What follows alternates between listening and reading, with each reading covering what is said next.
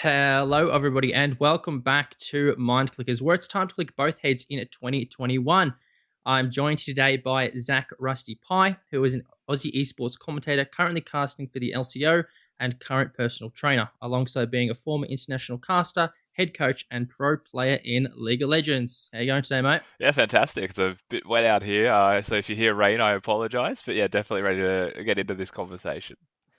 That's all right, no worries. Thanks for joining me today, first and foremost. I'm glad that we found the time to organise something and we can jump on and kind of extrapolate all between your previous experiences and your current experiences as a caster as well. Yeah, I mean, I think like when you reached out to me on the conversation that you want to have, it did kind of hit home with me. So I'm definitely Hmm. interested in just having this conversation with more people. So this is, the perfect idea. Yeah, for sure. I definitely think that in regards to OCE, the esports performance scene has been developing within recent years.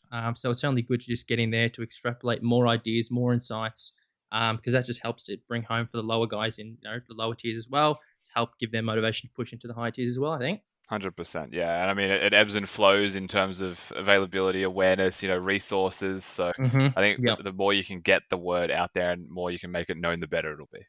Yeah, for sure, for sure. Before we get into it, biggest question in OC at the moment is: are you getting an Amumu tattoo or not? So the deal is, if there is an Amumu picked before the split ends, I will get an Amumu tattoo. I already have a barred one, so it'll just go Oh, alongside that. yeah, So it'll fit in. Like I won't be upset about the fact that I've got it there.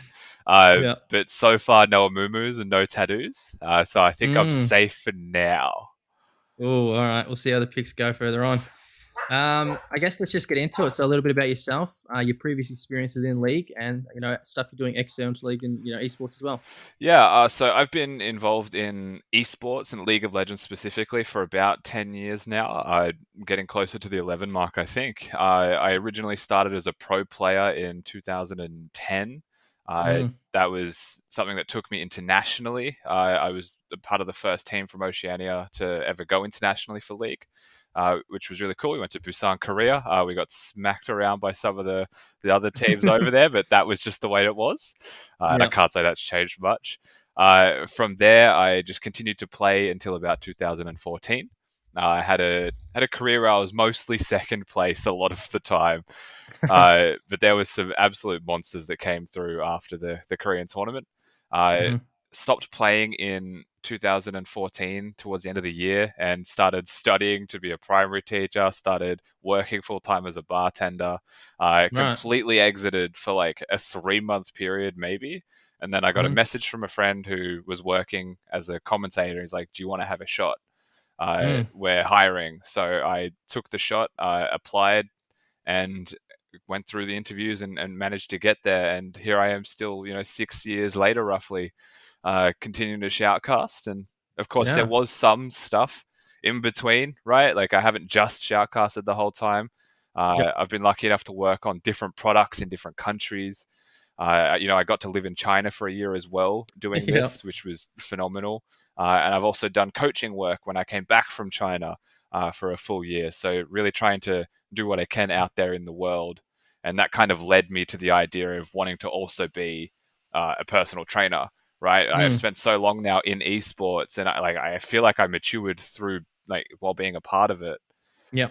That you start to quickly notice that as you get older, you can't just be a 17-year-old hunched at a computer for 15 hours a day and expect to be Yep. healthy 10 years later. So I copped that, and that really switched it on for me. Yeah, for sure. And I guess having that previous experience as a coach, it kind of felt natural to flow into that role as a personal trainer. Would you say? I think it felt natural in general. Yeah, I think not just because I was a coach, but because the role that I've had within the region has been more of a, I don't think leadership's the right word, but like mentor, Mm. like older, elder type of, I guess, role. Yep. Where there is a certain level of respect being there before the ground floor even existed, right? Like Yep. building the foundations. So I think being able to then represent as a role model, I suppose, would be the best word. Is Yeah. something that felt natural as a transition for me, right? Like go from being a player to someone who can still stay in esports to someone who wants to Hmm. represent a holistic health. Yep. Was yeah. Yeah, for sure. I love that mindset. I love that approach. You see it, especially nowadays, where a lot of gamers just have that kind of nulled in vision, that kind of mindset of just being in the game, but they're not addressing the external performance. So I love the fact that you've trying to tick those boxes. That's definitely an awesome thing to address. Let's take it back a step.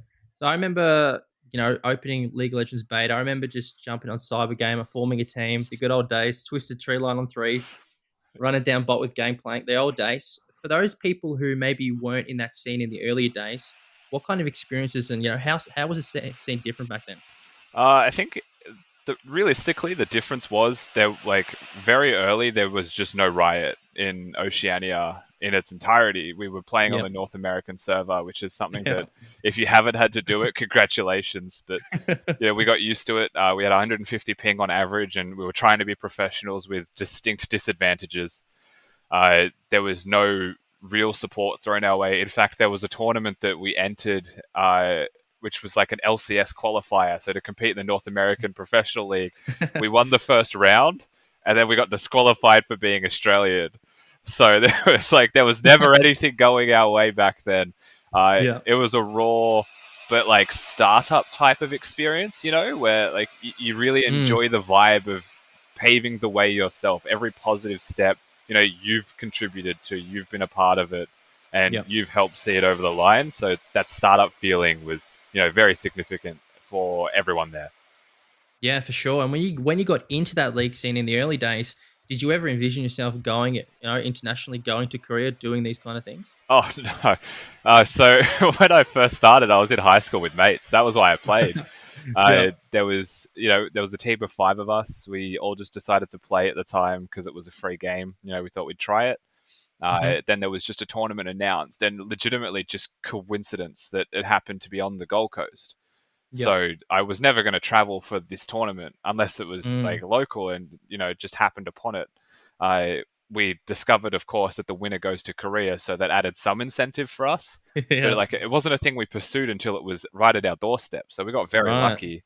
And managed to, put the team together. Found someone who just moved back from Canada to the Gold Coast. Like, got real lucky on a lot of fronts, but the goal was set and we hit it. Hell yeah. That sounds, yeah, it sounds really similar in my position because I remember back in those old times we had respawn LAN. So there's a couple of LANs down here in Melbourne. We formed a team to go. Didn't obviously kind of perform as well as we expected, but it's getting in, having that experience. Your first couple of LANs. So I could definitely present back and have those kind of mutual feelings. After your time at Sequential, Mindfreak, Eviscerate, going into that head coach position, what was different from being a player? Obviously, you have that background, you have the game knowledge, you have all those pivotal things that allows you to, I guess, oversee some of the players to have that kind of input into some of these guys. What was different, and what was the mindset going into the coaching role? When I first moved into the coaching role, just for a bit of context as well, I'd spent maybe 3 years shoutcasting professionally at the time, which Mm, was a factor. And I'd spent the last year in China working pretty actively with the teams and the whole region over there. So I did feel like, I brought a wealth of knowledge potentially and information and things that hadn't mm, been considered. And yep, I also believed that coming from a region where, I'd been brought in on the aggressive style of League of Legends, coming back to a smaller region like Oceania, that should be even easier to do because you just need to yeah, be good at punishing stuff. So I came in with that mindset. And I really felt like when I was going to work with these players, I didn't know who my players were at the time. I was hired before I found my roster, which good. gotcha. Uh, I wanted to build a roster that by the end of the year would just be like able to work autonomously. Mm, Because at the time, like while I was a head coach, I was still shoutcasting, and I was still doing other work. So yep, I wanted to, to build the wheel, help them make the car out of the wheel, and then just like push them off and just like make sure they stay on track. hmm, That was my goal, and I did quickly come to realize that in a smaller region like Oceania, the word head coach just means coach. So you don't really have the freedom of allowing the structure, to sell itself, or to like you can't just right, build scaffold and let it go. right. You're actively involved, and it suffers if you don't stay actively involved.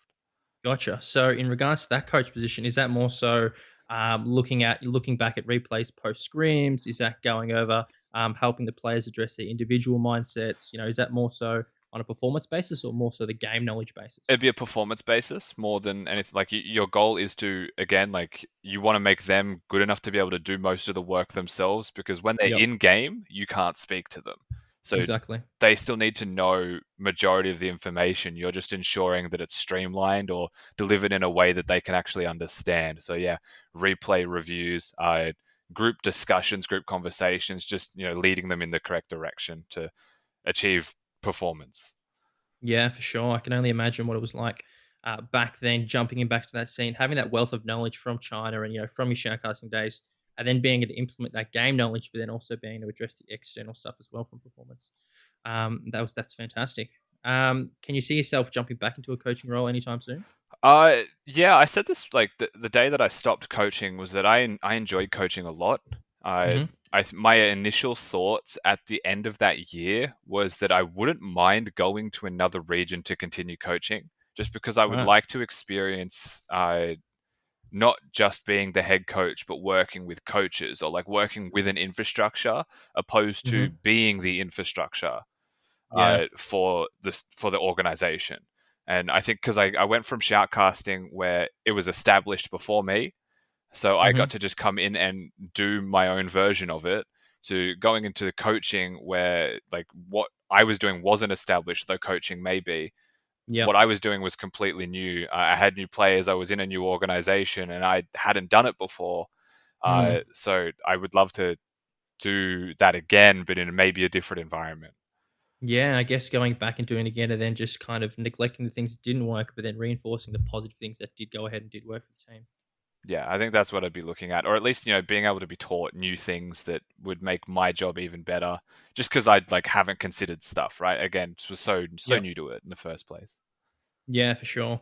Having a previous chat with some sports psychs, all those kind of invested people invested in the scene in regards to NA and EU league. One of the biggest things that comes across most often is the issue and the topic of team dynamics. So important, how important is for developing your team, dynamics, developing your team culture. Back on Avant, did you have a specific team culture that you guys kind of followed? What was was it more so that mindset that everyone was kind of on board with everything, or was it more so everyone does their own thing? We definitely had a culture as a team. It wasn't something that like I wrote down on the whiteboard as like the two words to live by type of culture. Like it Yep. was, yeah, it wasn't the NFL coach mentality. It was just the idea first and foremost that the team decides most of Mm, the like we have to agree or we aren't going to succeed, and that yep. means from the first day of the week when you come in and prepare for your opponents to the last minute of the game when you're Yeah. fighting those opponents, you have to be able to be on the same page, because the Yep. the thing with like, and this is a very important thing with Oceania, is it's not perfect. It is Mhm. very far from perfect, though it aspires to be. You have to accept that reality, but Yep. do it as a team, because if you make a mistake, you still need four people backing you up so that mistake can be covered, or Yep. it just gets blown out of proportion and suddenly you're losing games you should win. uh, Yeah. that continues through the week, that continues in prep, in play, and I think with that mentality of just like do it together and be Mhm. aligned, you find more success. I think that was a big part of our culture. Uh, Yep. Being open, being honest, obviously, are things that need to be a part of that, because with Yep. trust, you need those. Uh, Yep. but yeah, that was probably the biggest one. Yeah, for sure. Definitely, I've seen it in previous my coaching roles in terms of StarCraft and Rocket League that affirmation is a big one. So some players just want that positive affirmation. They're going for a gank, they're going for a jug. Whatever they're doing, they want their teammates to back them up. I think that's one of the big ones that you see nowadays in regards to team culture and just developing those key communication skills that gives that affirmation. Interesting question now. Who do you think, in regards to the LCO, has the best team culture? In the current LCO, so just for full clarity, it's 4 weeks old. Uh, the organizations have existed, but they've changed so much between seasons Mm, that to know what the culture is actually quite difficult to say. yep. You could look at the winning teams and say that they very Yeah. clearly have the best culture for the fact that they're winning, but at the same Yep. time, because everything's so new, it could just be the players, right? Or like the existing Mm, culture within the playing group, not the organization, that is the difference. So yep. I do Yep. think that it's a very good question, but really hard to answer honestly, Yeah. just because of how much has changed. Yeah, for sure. It's one of those things, especially with roster rotations, that can sometimes can throw off a team culture. For example, if we pick up a new player, how well are they going to be embedded within the team culture? Is the team culture going to be more so you have to adopt to what we think is proper, and if not, you can do a 180 and walk out the door, or more so just bring in, be acceptance of that kind of mindset.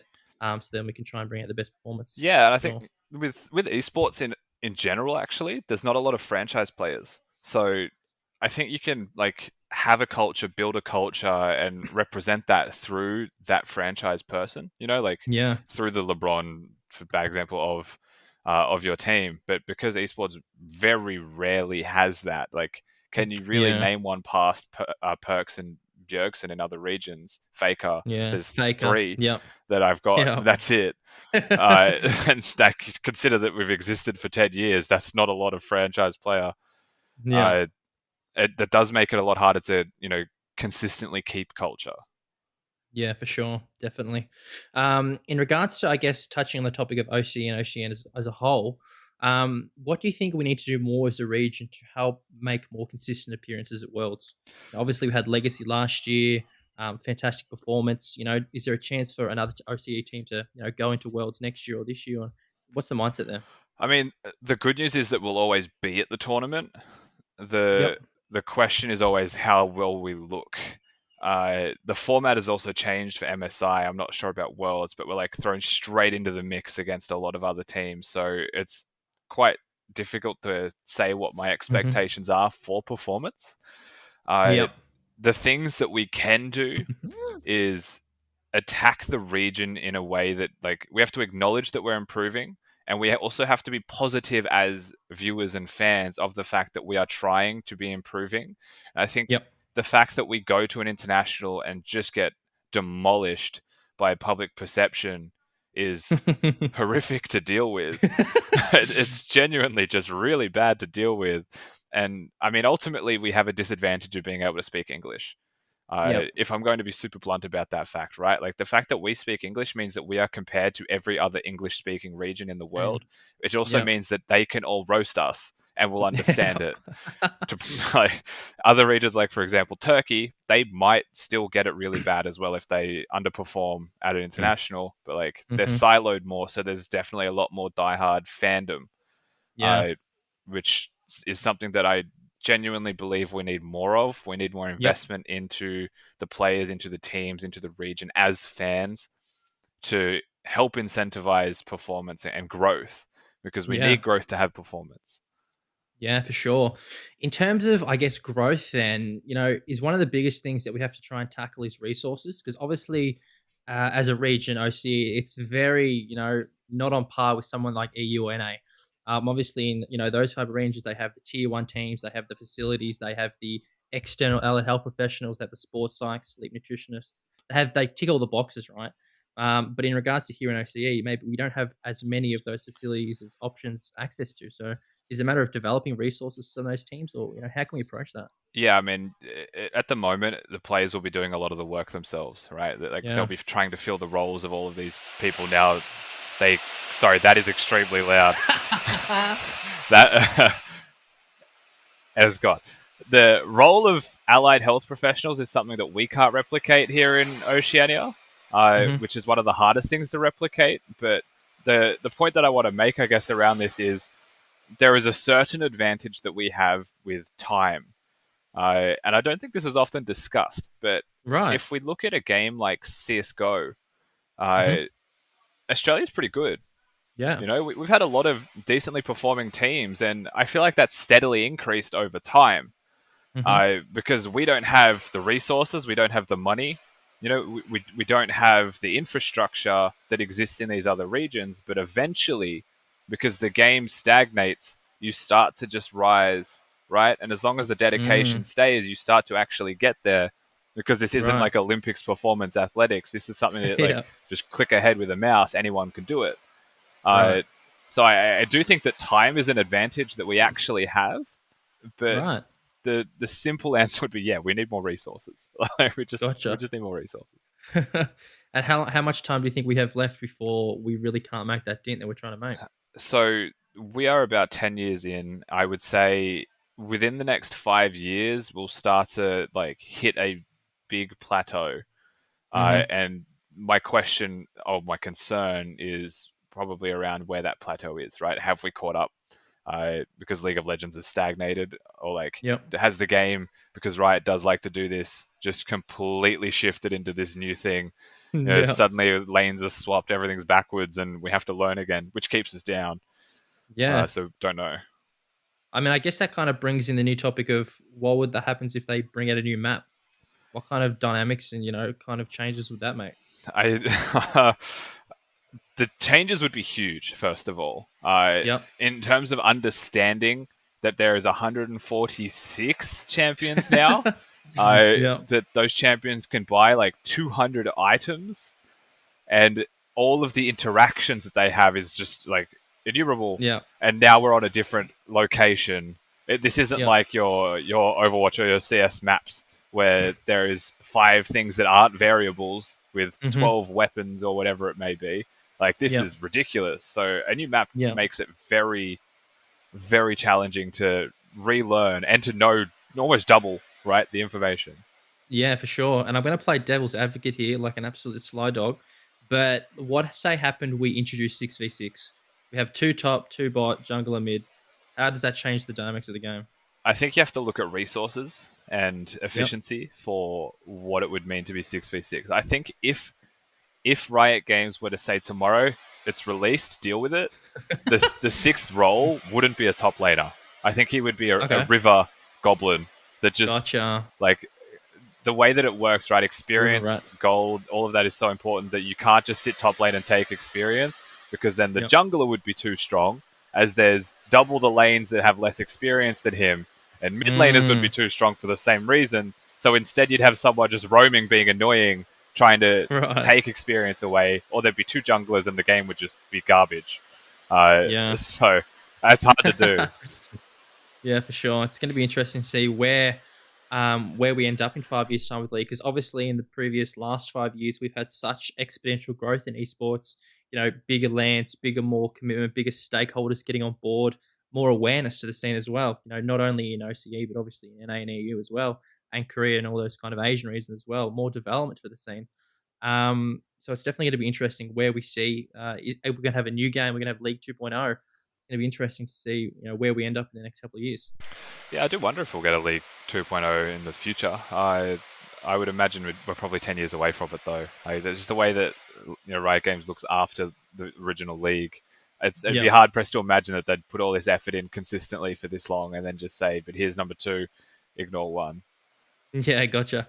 Um, Another topic that I wanted to try and address is this kind of topic of tilting. So obviously, in regards to competing at that high level, at the elite level, tilting could be that one that can go in benefit of one team and in negative of another team. How can we try and address tilting so that it's more so not affecting your teammates' performance, more so just one of those self characteristic things. But is tilting sometimes good as well? I think tilting is never good on the basis of what tilting is. I Mm-hmm. think that getting frustrated is fine, right? Yep. Tilting is, to me, the point of frustration where you've just lost all hope. Like, you're just off the deep end. There's no way back. Yep. So I think you need to be able to be mindful and recognize when you're hitting that point where you're frustrated, Mm-hmm. and also recognize that I don't know exactly the resilience of all of our players right now, but there's clearly a low ceiling for hitting tilt. Uh, where it seems like one thing could just like trigger it, gone, you know? Yep. Uh, and that doesn't help that practice environments create toxicity or create tilt prone Yep. environments. Uh, Yep. so it does mean that realistically the players are more exposed to the negatives of League of Legends. Uh, Yep. just because they see the same people multiple times, it's easier to get frustrations brewed over, and they're all random anonymous people that can say Mm-hmm. whatever they want and you can't. Deal with it. It's like Yeah. NBA training going to pick up games at the park. Like, that's just dangerous in every Yeah. way. Yeah. So like regarding tilting, it's like the players just need to be so resilient, and that also means that they need a good outlet. So this is where like the lack of perhaps coaching staff is a Mhm. significant factor for the players. Yeah, for sure. I actually had a really good chat last night actually with a sports like a mental performance coach from Canada. And he drew out this really good, nice conclusion that, when we tilt and when we try to, get toxic or try and blame ourselves, we should separate it into, one being the individual, so like myself, and then another person is my performance. So we're getting angry at our performance, but not the actual individual player. So it's important to have that mindset that on a team, especially, in that team environment, to get angry at another person's performance, but not directly as a player. Because if we start to get angry at the player, that's when they can start to have that kind of negative mindset and start to tilt as well. And that's where we can kind of collapse the bridge. That's a really good way to look at it, actually. Like separating the performance from the player. Yeah. That definitely has use in a Yeah. lot of ways for coaching, for sure. Yeah, for sure. And I guess another kind of big topic is mental toughness. So, like, in regards to self auto regulation of emotions for some of these players, in a high press situation, best of five or best seven or even a best of three, it can really come down to the wire. And, one team fight can turn the odds, one fight can, completely change the game. So, I guess, that development, for our league players to have that self regulation to, understand that yes, this happened. The game's not completely over yet. We can still turn it around. We can still wrap it around. I guess that's where we see some of the big underdogs showing out in some of the best performances. Yeah, hitting reverse sweeps are things that you'd never expect to see, right? And Yeah. you could often credit a lot of that to the coaching or the draft changes, or there Hmm. could just be things that you can't see, the intangibles, and one of those is definitely mental toughness. As Yep. this is like a conversation that I've had with someone who was a professional player in Oceania. They're now coaching over in North America. Their coach told them before the best of five series started that they are banned from yelling. So that like they're an emotional guy, he comes into the best of fives, he gets first blood, he will scream the house down, like attacking, at the opponents because he knows they can hear him, right? He wants to get in their Yeah. head. He Gotcha. loves that. Yeah. He was banned from yelling because that drains him, like he would hit game two of the best of five, even if they won, and he's Hmm. ready for a nap. And Yeah. that like is a factor within that, right? Like he's not Hmm. mentally tough enough to be able to scream without the nap after a game or two. Yeah. Uh, yeah, there's a bunch of factors to that. Now imagine without the yelling, you've just lost the first two games. How do you have the resilience to even bounce back? Or you've won the Exactly. first two games, but it was so nerve wracking. You're on a stage that you're just cooked. Like there's no Hmm. way out. So you start to make mistakes, and they sniff that mistake, and you're done for. Yeah, for sure. I remember episode one of actually Mindclickers, I had Udisoft on. So, previously from the Direwolf. Yeah. So, and he talked about that continuous, especially in like a best of five, for example, that continuous ongoing cognitive fatigue. It just gets so borderline playing a 40-minute game, 40-minute game, that kind of repetitiveness. And especially when it is, as you just said, so close down to the wire. And one thing can really tilt the odds. So it's important to, I guess, develop that. But how do we develop that? Is it more so having a performance coach on the side? Is it more so us players understanding, yes, it's going to happen? We've dealt with this before, so why can't we deal with it again in this situation? A performance coach helps, but I actually don't know how vital they are, right, to still being able to train this, because I think that you can still train it to a certain point before the coach is ultimately necessary. Mm, If you're a player like in Oceania, you may not have full coaching staff. So you do this in yeah. practice, first of all. Like the training blocks Okay. are usually 5 game blocks. So you Yep. are trying to train in the environment where you'll be playing all 5 games regardless. And then you just Yeah. have to be able to look at it from the outside in and say, was I making mistakes at a certain point? So if you come into Hmm. practice with the ideology that I want to not be fatigued, I just want to be consistent for the whole block, that's a Yep. simple baseline way to attack it, that Yep. players may not be actively thinking about, but they are actively doing. Mm, The other one is being able to, like, I mean, meditation is a way to do this, right? Mindfulness, yep. self awareness, being able to calm yourself down, all good factors, breathing techniques. If Hmm. you're a bit of a Wim Hof fan, go for it. Full Uh, send. yeah, yeah.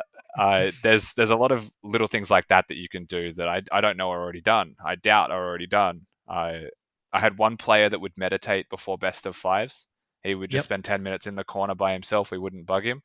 There was Yep. other players that, were super nervous and they'd start shaking, and you just have a talk to them instead. You'd pull them aside out of the group environment and just Yep. calm them down. But like, Yeah. those are the guys that maybe need to be learning how to auto regulate, because I'm not there to calm down the nerves in game if Exactly. they lose first blood to their opponents. So, Yeah. the aforementioned are things that they should be looking at. Yeah, it's definitely going to be interesting how we go forward as a region in regard to that approach, especially if we don't have, I guess, the resources for performance coaches or any of these other external guys to come in and help. Is it down to the players? And one of the biggest things, of course, is the fact that entry into the level is getting younger and younger. So we Yeah. have younger and younger pros, younger and younger guys coming into the scene. And obviously, with these guys, they might be balance juggling study, they might be balance juggling uni, other work that they're doing as well. And that kind of stress is just going to compile, it's going to build. So, how do we address those guys as well entering the scene? Yeah, I mean, right now there's a bunch of 17-year-olds that have joined the league. I Yeah. and I can't imagine being 17 coming into a professional style league. Dang. And one, being as nervous as I am and trying to perform on the stage, and two, copping flack for losing games and trying to be Legit. resilient enough to stick it out. So I that is probably the hardest thing for me now, because it's online. There is less resources, and Hmm. it's kind of like the region isn't aspiring in the sense that it's more established. So these 17-year-olds are coming into something that they've known has existed for Yep. 7 odd years. I I've always said that my DMs are open if anyone wants to, get advice or chat. I've always been actively trying to advocate things like this, but Yeah. you need those experienced players to help the younger players stay, Hmm. right? Like, it's the Yep. responsibility of the ones that the 17-year-olds look up to not push Yep. them away, but to instead Yep. try and give them advice to help them stay on track, because Yep. you want them to stay if they're a competitor, so that Hmm. everyone improves. Yeah, for sure. And I guess it kind of comes down to that mindset of, am I going to make it or am I not? And I guess it's that kind of uncertainty whether to go full send and invest into league or whether to try and micromanage. For example, after coming out of high school, should I be, taking 1 year to really focus on league, see if I make it or break it, or that kind of diversified mindset of going to uni or doing, some other external study as well. And Lost, who's now in the LCS, was someone who was in that position actually when he was over Right. here. Okay. I remember having the conversation with him. Lost is lovely, lovely kid. At Yep. least it was at the time. I've spoken to him in a couple of years now. No idea what he is now. But he was very unsure about what to do. Yeah. He's an incredibly smart kid. His parents wanted him to go be a doctor, and he could. Once he's done, he could go be Mm. a doctor whenever he wants. Really, like, he's that smart. Yep. But he would have the conversation with not just me, but like, what do I do? What do you think I should do? Because, Yeah. like, my parents want this for me. Like, do I commit to what I love doing, which is playing League of Legends? And he did. He was already hooked. Hmm. And what I said to him was, would you regret not trying? Yeah. And I think that, basically is one of the selling points for me as well. Like, you want these 17-year-olds to consider the full send and say, is it Yep. worth it? Can I move on knowing that I didn't even give it a go? Yeah. Is always worth considering. And it's something that the parents also, I think, should be more aware of, Mm. is understanding that, kids aren't always going to do what you expect or want them to do. And if they Yep. love playing the game and think they can make it professionally, give them 3 months or something. Like, give Yeah. them something. A little bit of leverage room to help them try to understand whether that path is for them or not. Yes. Sure. Um, on the topic of that, how many? I'm not too sure about the stats or the kind of how many we've had, but do you know how many people we've had from the OCE region actually transfer into NA or EU regions? Oh, off the top of my head, I wouldn't be able to tell you an exact number, but we Yeah. have probably 5 of them right now competing in the North American top tier 1 region. Wow. And then we have maybe 10 in the tier 2 in North America. Yeah. We have, or had, one go to the UK league as a player. We had another as a coach. We had someone go to the French league. Wow. So this is all between this year and last year. So 2020 to Yeah. 2021 off season. So Dang. that's why it's so hard to keep count. We've just had like mass exodus. Yeah, for sure. And do you think that if these guys get the opportunity, it's something they should definitely consider just because of the more, I guess, seriousness approach that, these other regions take to league? I mean, I think at the very least they should consider it seriously. Yep. Uh, Moving to other countries isn't always going to be as simple as you'd like. First of all, Yeah. maybe not in Yep. the current climate. Might be even harder. Yep. So it can be a lot. If you've never lived out of home before, you need to consider how difficult living can Yep. be without support. So Yeah, for sure. there's a lot to consider. But yeah, I mean, 100% take it serious. Like, if you are thinking about it and you haven't moved out of home before, talk to your parents or family and just be like, I want to self-provide for 3 months at home and see how it goes. Like, you can help me a little. Yep. Like, Yeah. just take a shot. But 100% consider it. Yeah, it's definitely going to be interesting to see, I guess, as the stats or, how many people make that transition next year. It's definitely going to be really open. We had a brief chat before about periodization. And, one of the biggest things I guess we can take is, periodization is one of those big things that's really heavily invested in traditional sports. So we have periodization of training blocks, for example, I'm sure you're very familiar with. But, in regards to periodization of, I guess, esports and esports training, one of the biggest chats I had with was the previous Immortals coach. This kind of idea of we can start to develop, if right, would we, able to develop game specific scenarios. For example, you jump into a game, your red's been taken straight away, these super specific scenarios that we can start to adopt and practice and overcome.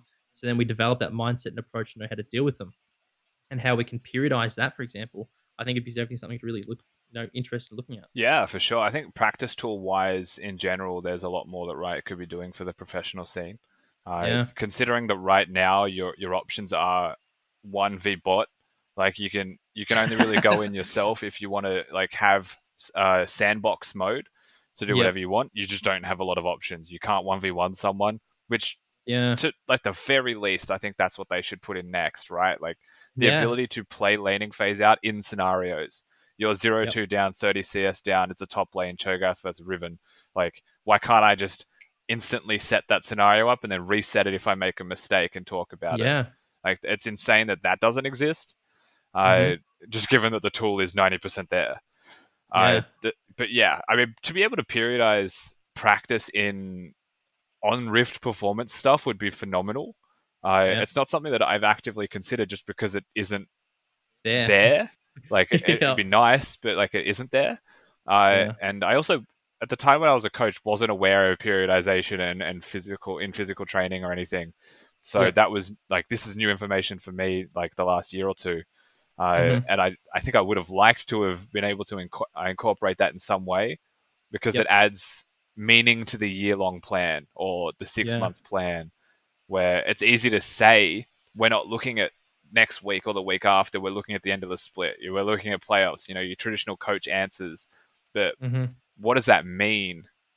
For every Yeah. coach could be different. And I think to actually have evidence-based, periodization-based programs that you can alter as needed make it Yeah. significantly better if you can incorporate that into esports coaching. Yeah, for sure, and that just sets the pace for more external research. I guess what's most efficient in regards to periodization training styles. What kind of time frame we're looking at in regards to periodization, and I guess that just kind of really can tick the boxes because I think in Overwatch we have a workshop mode that allows you to kind of look at different specific situations. I know in StarCraft they have something very familiar. So I guess it's that kind of question of why. I mean, have they considered it? Is it one of those things that's on the talking blocks?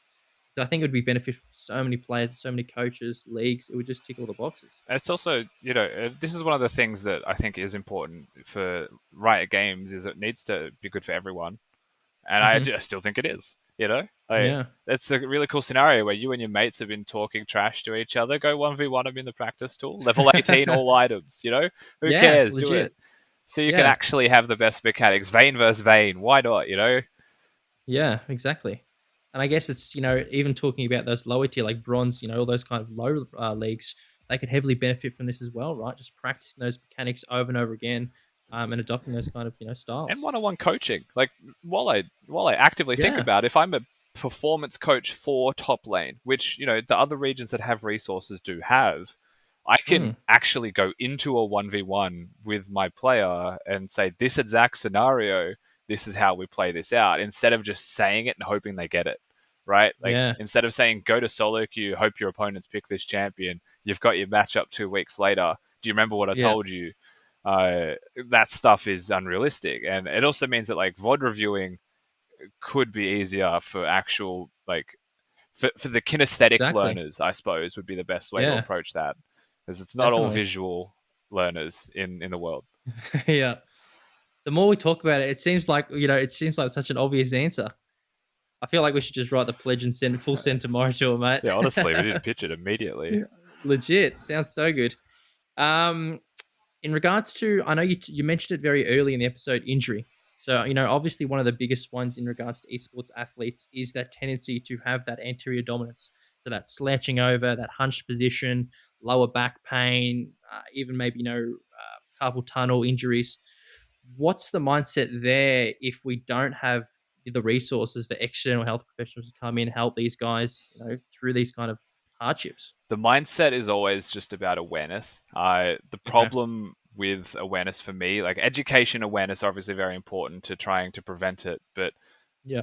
they don't always consider. And like I was in the same position as these players, so I get it, right? Like when you're younger, you don't think that you're just gonna like get carpal tunnel at 20.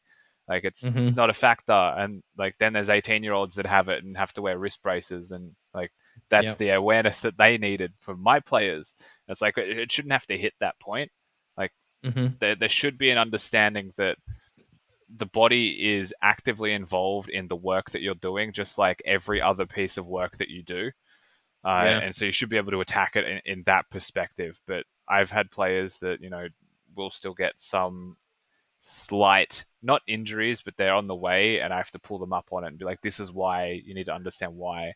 And that's coming from someone Hmm. who actually has the experience, and not every coach will, because there's young coaches out there that are just performance. So there's a lot Yeah. to consider there, and it's definitely not a catch-all right now in terms of solutions for small regions.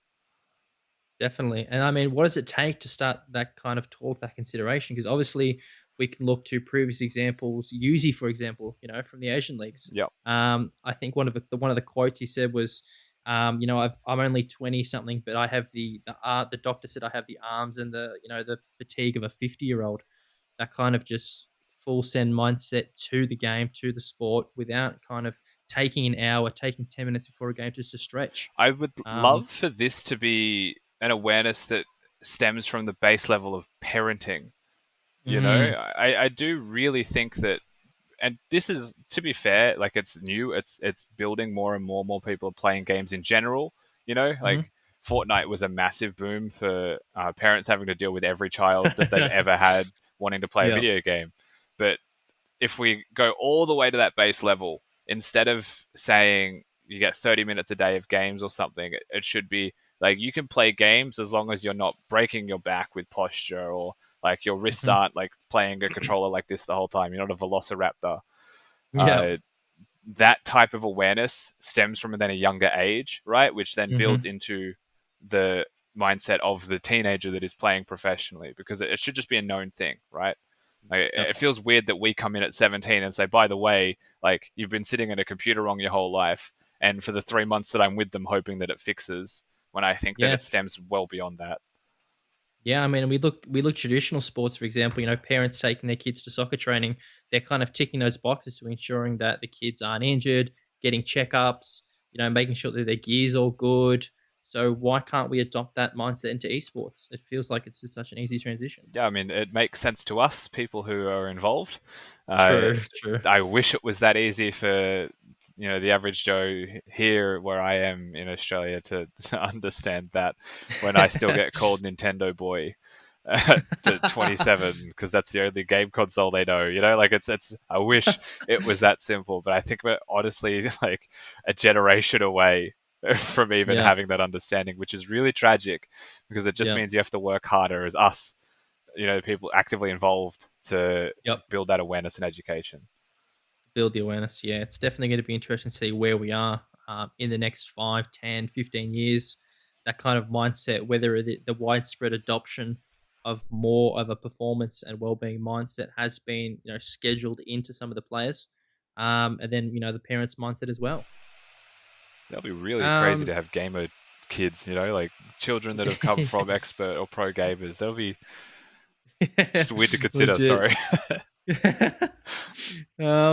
One of the big things I've had a chat with a couple of pro players is this idea of adoption of exercise science into esports.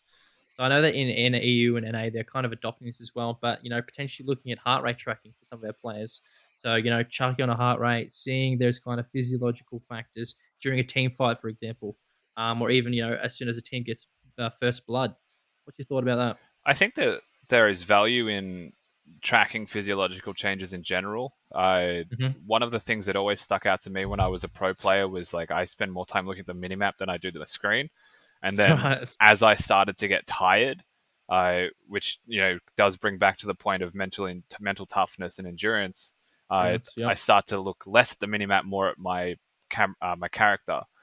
Yep. And I think that being able to track those things. So if it's like heart rate tracking for like how they are before the game as well for nerves, going into the Yep. game and where it spikes for them, and timings on those spikes is really interesting that you could work on.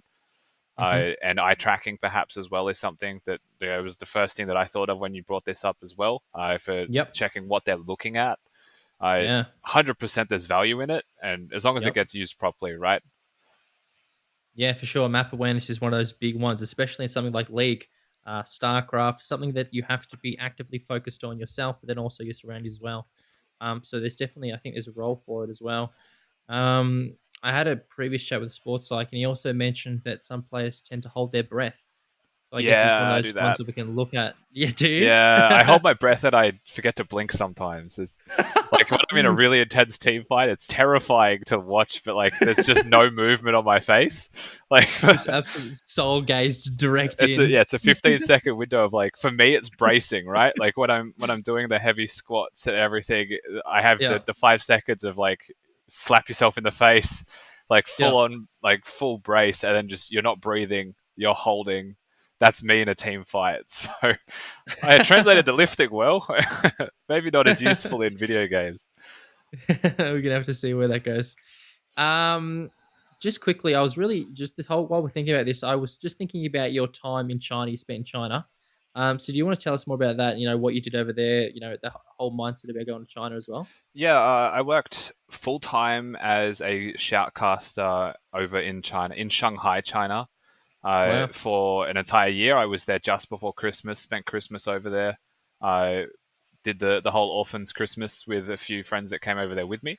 The Oh yeah. rest of the team, when I say friends, we Yep. were there until about October of the next year. So pretty much, well, I was there till December, but close to a full year of working time spent over there. Mm, It was entirely shoutcasting. In terms of environmental shifts, it was wild. wow. The weirdest thing to me is like, and even looking back on it, it's still weird. The most familiar thing of that region was the esports broadcast. Like Yeah. I was familiar with only the players who were just all Chinese or Korean anyway. So my base level of comfort was just working while I was Yep. over there. I wasn't healthy for a lot of the time, just because if I wasn't working, I didn't know what to do. I was overwhelmed. I was in a foreign country and I was only here to Gotcha. work. Like I wasn't here to travel. Yeah. So I spent so much of my time just watching, being involved in, taking part in the LPL, the esports Mm-hmm. product that was there. Whenever I got to travel, it was awesome. I loved the country, actually. The food delivery just quietly is insane. Puts everything else to shame. You have no idea, man. Uh, it was phenomenal, but the gyms also weren't very good, as an Oh aside. really? Yeah, so Why were they so bad? fitness, it feels weird to say this, right? Fitness isn't a big thing in China uh, for strength training, for the Mm, gym. Like you've got your monsters. I think it's like Lu Xiaojun in the Olympics. He's a monster weightlifter. Like it yeah. exists, but it's more, from what I can tell, like martial arts, your tai chi, like your other, like they're Yeah. active, they're Yeah. moving, but the gyms, if they exist, are new, or they don't exist in a lot of places. They're like Mm. hotel gyms, some actual Yeah. gym chains. So it's brand new. And I Yeah. think it Gotcha. is growing, but like that was a significant factor for me, and like feeling a bit out of place. Like the Dang. culture that I enjoyed separate to gaming just wasn't really a culture. It was Yeah. just budding.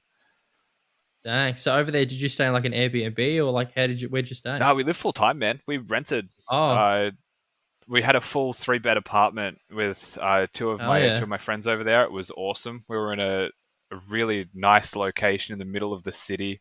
Wow. 10-minute walk to the office.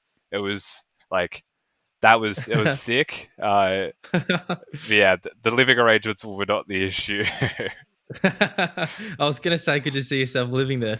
100%. Like, if I was to be told or offered even to go back to China, I would just say, Yeah. give me 3 months to like just spend 3 months learning the language, because Yep.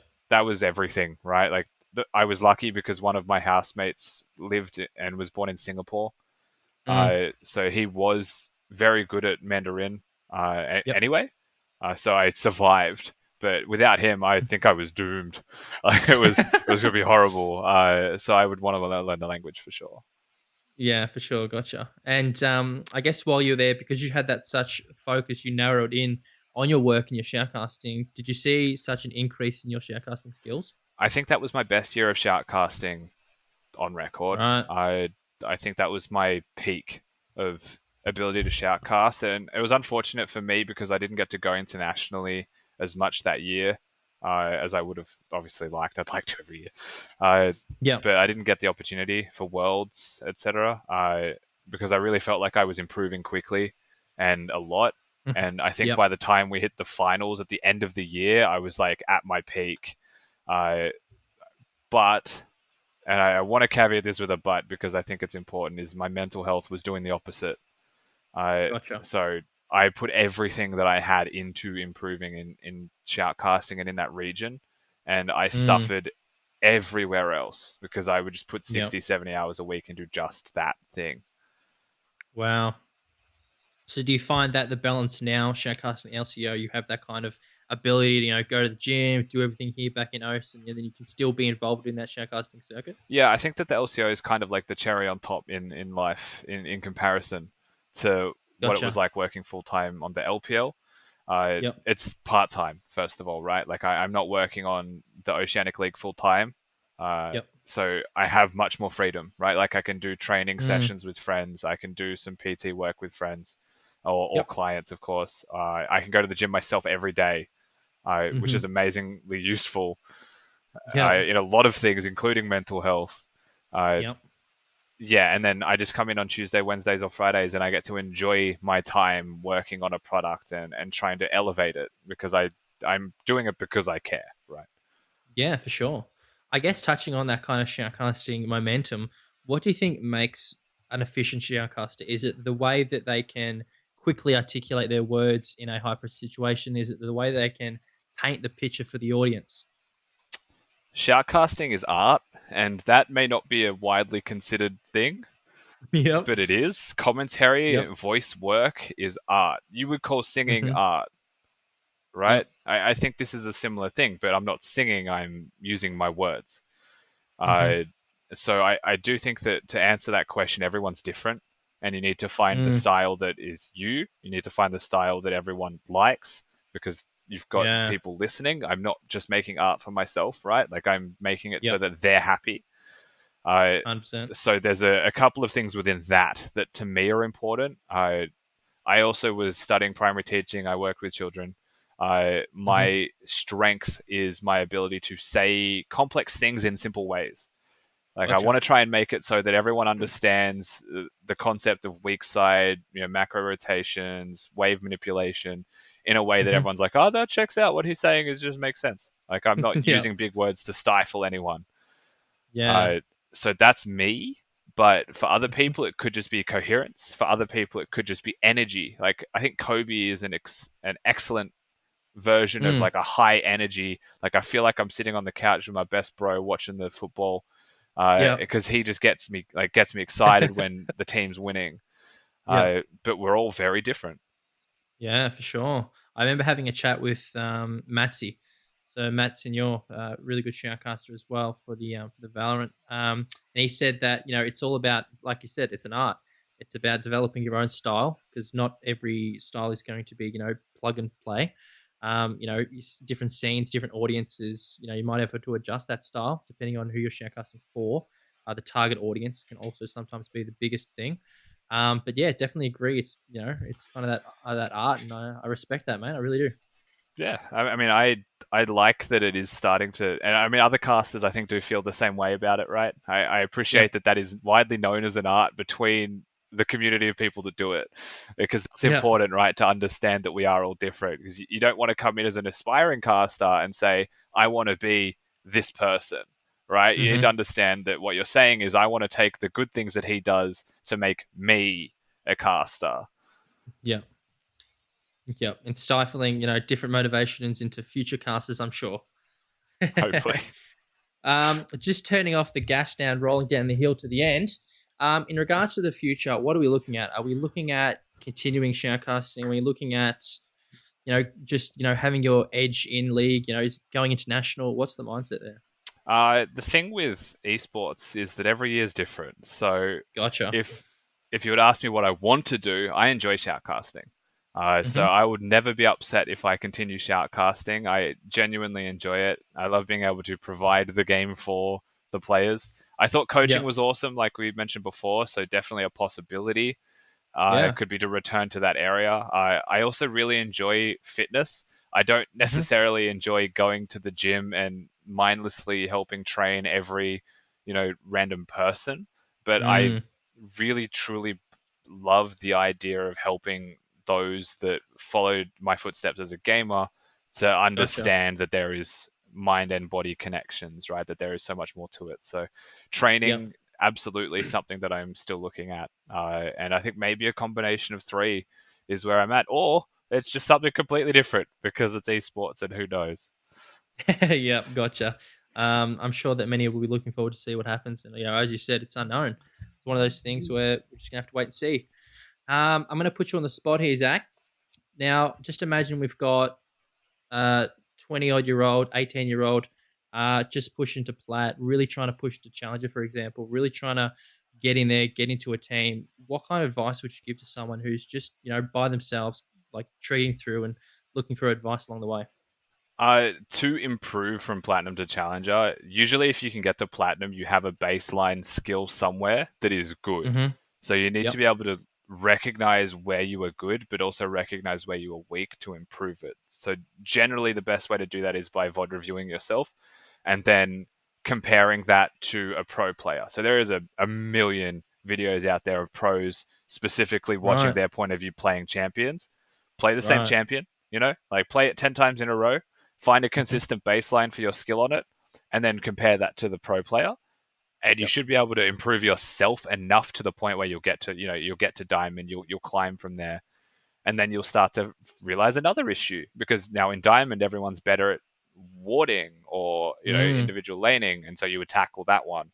So it's Yep. just understanding yourself, Yep. and if you cannot do that, do it through VODs until you can. Yep. Perfect. Fantastic. I'm sure that there's a couple of players listening who can definitely take that on board and keep that persistent mindset up. So I really appreciate that. Well, it's been a fantastic episode. We've touched on quite a few topics. That the game specific scenarios has just been bugging me the whole time now that we've talked about it. Because I've just been thinking about like, what if we could practice skill shots, for example? Yeah. It'd be so specific. It'd be so good. So I reckon we need to be on here. Um, oh, my video died. That's okay. Um, so we've touched on League of Legends performance, injury, periodization. We've touched on a whole wide of topics. So I really appreciate you jumping on today, Zach, and digging in and really exposing some of your previous insights into League as a player, as a coach, and as a shoutcaster. So I really appreciate that. My pleasure. Thank you for having me on. No worries, and I will see you in the next one.